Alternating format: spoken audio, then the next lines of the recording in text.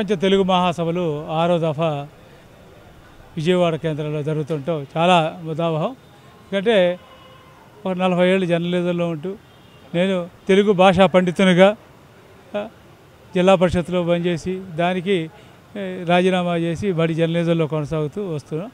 అయితే ఇప్పుడున్న పరిస్థితుల్లో చూసి ఒక తెలుగు భాషా పండితునిగా ఒక జర్నలిస్ట్గా కూడా చాలా బాధాకరం. అయితే ఈ సదస్సులో మాట్లాడుతున్న వక్తలు అన్నీ కూడా బాగానే ఉన్నాయి, కానీ కార్యాచరణ మనం ఏం చేయాలి? కొంతమంది అయితే నేను ఈ స్థాయికి మారుమూల పల్లెటూరులో చెట్టుగా చదువుకొని ఈ స్థాయికి వచ్చారంటారు. బాగానే ఉంది, నీ స్థాయికి ఒక్కరు వచ్చావు. మిగతా 99% తెలుగులో ఉన్నవాళ్ళు వాళ్ళు ఏ ఏ పరిస్థితుల్లో ఏ ఏ స్థాయిల్లో ఉన్నారు అనేది కూడా గమనించాల్సిన అవసరం కూడా ఉంది. ఏది ఏమైనప్పుడు కూడా తెలుగు భాష దాని మీద మొదట్లో మా చిన్నతనంలోనే 3 రోజులకి పోస్ట్లో పత్రిక వస్తే పంచాయతీకి ఆ రోజు 90% గ్రామాల్లో పాఠశాల లేని గ్రామాల్లో నిరక్షరాస్యులు ఉంటే ఒక పత్రిక వస్తే చదువుకొని ఒక మాస్టారు ఒక హెడ్లైన్ చదువుతూ ఉంటే ఇని ఆ విధంగా లోక పరిజ్ఞానం, లోక విషయ పరిజ్ఞానం, రాజకీయ పరిజ్ఞానం కూడా నేర్చుకున్నవి పత్రికలు, దినపత్రికలు వాస్తవానికి. తర్వాత దూరదర్శన్ వచ్చింది, ఆకాశవాణి రేడియో వచ్చింది. ఆ వార్తల టైంలో వచ్చి చెవి చదువు నిరక్షరాస్యులు కూడా దాని మీద కొంచెం ఒక అవగాహన కూడా రావడం జరిగింది. తర్వాత ఇక వచ్చిన తర్వాత ఇక యూట్యూబ్ ఛానళ్ళు ఇవి ఇచ్చిన విస్తృతంగా మారుమూల గ్రామాలతో సైతం కూడా ఏ ఏం జరుగుతుందో ప్రపంచంలో కూడా సమాచారాన్ని మాత్రం తెలుసుకునేటువంటిది వాళ్ళందరికీ కూడా ఈ యూట్యూబ్ కానీ టీవీ కానీ శాటిలైట్ ఛానల్స్ వాళ్ళందరికీ కూడా ఈ హృదయపూర్వక ధన్యవాదాలు తెలుపుకున్నా. మొదట్లో ఒక పుస్తక పఠనాభ్యాస ఇది ఉండేది, పఠనాసక్తి రాను రాను తగ్గింది. పుస్తక పఠనం ఆ రోజు ప్రతి ఇంట్లో కూడా వీక్లీ ఆంధ్రపత్రిక, ఆంధ్రజ్యోతి, తర్వాత ఇక స్వాతి వచ్చింది. వీక్లీలో సీరియల్ కోసం అమ్మమ్మ, తాత, అమ్మ, కూతురు, పిల్లలు కూడా సైకిల్ మీద వచ్చి అతను ఆ రోజు గేటు దగ్గర అన్నం తినకుండా ఎదురు చూసేవాళ్ళు.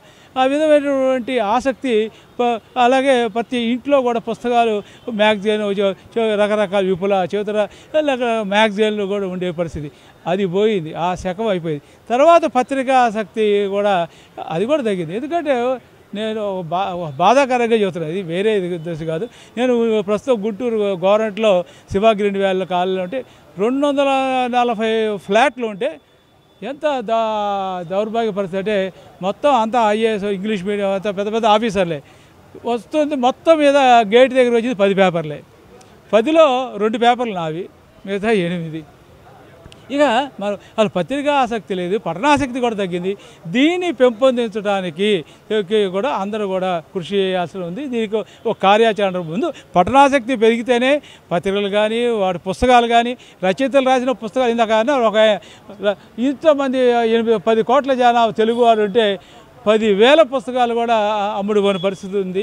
అందుకని పఠనాసక్తి మీద ఈ 2 రోజుల్లో కూడా ఎవరు దాని మీద పఠనాసక్తి పెంచుకోవడానికి ముందు కృషి చేస్తే రచయితలు రాసిన పుస్తకాలకి మంచి డిమాండ్ ఉంటుంది. ఈ చివరిగా నేను ఒకటి కూడా సూచన చేస్తున్నా. ప్రభుత్వానికి కనుక తమిళనాడు ముఖ్యమంత్రి లాగా చిత్తశుద్ధి ఉంటే కూడా నిర్బంధ ప్రాథమిక విద్య తెలుగు భాష మాతృభాషలో చేసి 5వ తరగతి వరకు ఒక ప్రభుత్వ పాఠశాలలోనే చదివి ప్రైవేట్ పాఠశాలలు, ఇంగ్లీష్ మీడియం స్కూళ్ళు అన్నీ కూడా రద్దు చేయాలని ఈ సందర్భంగా కోరుతూ సెలవు తీసుకుంటున్నాను.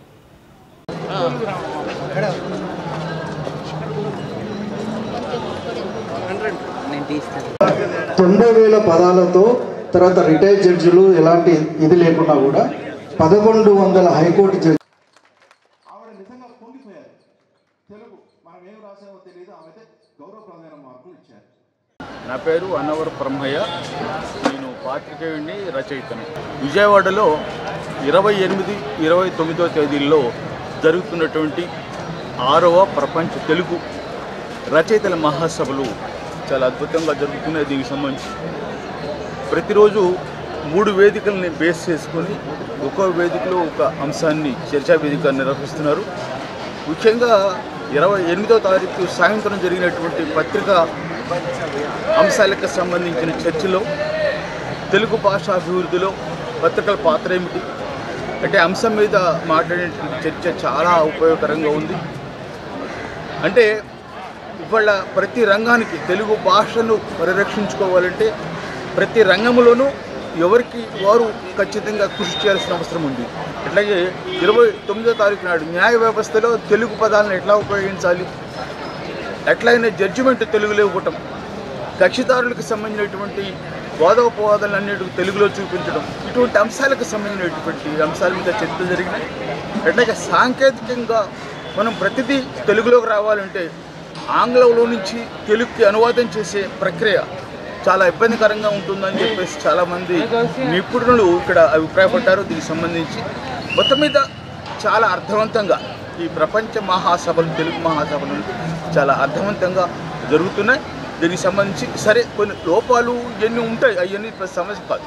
వీటన్నిటికి మించి ఇక్కడ తెలుగు భాషకు సంబంధించి విశేష కృషి చేసినటువంటి అన్ని రంగాల ప్రముఖుల యొక్క ఛాయాచిత్రాలను ఇక్కడ ప్రదర్శించడం, ఆవరణలో కేబిన్ కాలేజ్ ఆవరణలో ఎక్కడైతే మీటింగ్ జరుగుతుందో అక్కడ ప్రదర్శించడం గొప్ప అంశం. చాలామంది ఛాయాచిత్రాలు చూస్తుంటారు, చాలామంది నిజానికి ఆ ఛాయాచిత్రాన్ని చూస్తున్నట్లయితే చాలా అనుభూతి చెందుతారు. ఇప్పటికైనా ఈరోజు సాయంత్రం వరకు జరుగుతుంది కాబట్టి అవకాశం ఉంటే ఎవరైనా వచ్చి చూడొచ్చు ఛాయాచిత్రాలను. ఈ బహుశా ఇవన్నీ కూడా మీకు నెట్లో దొరుకుతాయి. దీనికి సంబంధించి కూడా ఇవన్నీ కూడా మీరు గమనంలో తీసుకోండి. ఈ ప్రపంచ తెలుగు రచయితల సభలు విజయవంతం చేసిన అందరికీ కూడా ధన్యవాదాలు చెప్పుకుంటున్నాను. నా పేరు బండారు సురేష్ బాబు అండి, నేను సీనియర్ జర్నలిస్ట్ని. ఈ ప్రపంచ మహాసభలు మొదటిసారి పెట్టినప్పటి నుంచి ప్రతిసారి ఈ సభలకు అటెండ్ అవుతూ ఉంటాను. గతంలో గొప్ప గొప్ప మహారచయితలు జ్వాలాముఖి, నగ్నముని ఇలా గొప్ప గొప్ప తెలుగు రచయితలందరూ ఉపన్యాసాలు కూడా అద్భుతమైన వారి ఉపన్యాసాలని నేను ఇలాంటి ప్రపంచ తెలుగు మహాసభల్లోనే విన్నాను. అలాగే ఈసారి ఇప్పుడు జరుగుతున్న 6వ మహాసభలకి వచ్చాను. ఈ మహాసభలకి కూడా చాలామంది ఉభయ తెలుగు రాష్ట్రాల నుంచే కాకుండా ప్రపంచవ్యాప్తంగా మన దేశవ్యాప్తంగా ఉన్న చాలా ప్రాంతాల నుంచి కూడా రచయితలు వచ్చారు. అలాగే ఈసారి నన్ను ఆకర్షించిన అంశం ఏంటంటే యువ కవి సమ్మేళనం ఒకటి జరిపారు. చాలామంది ఇప్పుడు కావాల్సింది ఏంటంటే యువతరం ఈ సాహిత్యానికి, కవిత్వానికి చాలా దూరంగా ఉంది. పైగా తెలుగు భాషకే వాళ్ళు దూరంగా ఉన్నారు, అంతా ఇంగ్లీష్ మీడియం చదువులు.